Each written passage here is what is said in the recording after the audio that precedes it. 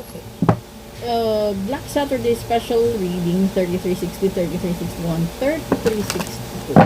Panoorin nyo yung healthy reading natin at saka yung daily reading natin. Kasi ito yung dugtong. Titignan natin anong mga characteristics ng tao or ng mga tao sa paligid ninyo na pwedeng maging sanhi ng mga problema na meron kayo ngayon sa kasalukuyan at problema na may encounter ninyo hanggang sa susunod na linggo.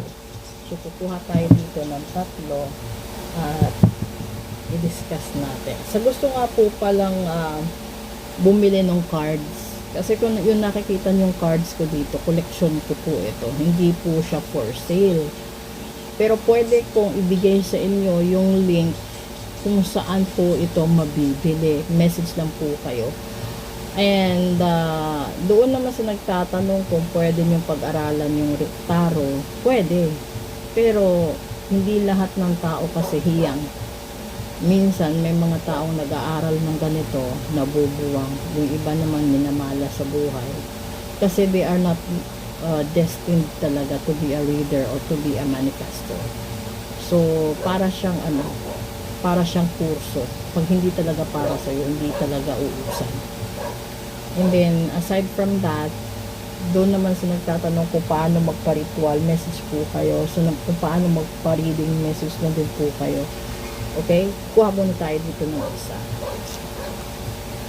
May mga good news. Pangalawa,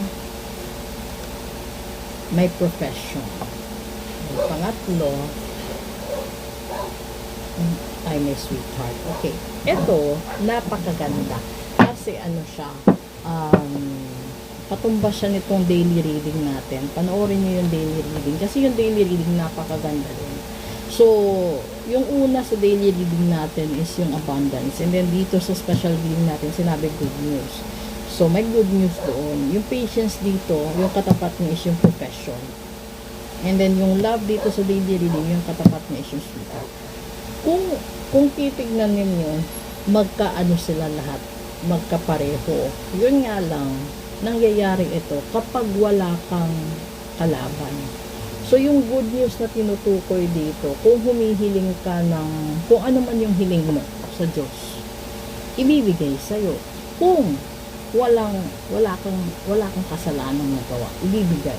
Pero kung meron kang pagkukulang, may pagkakamali, or meron kang na-bypass na tao, hindi talaga ibibigay sa'yo yun. So, kung halimbawa, nangangarap kang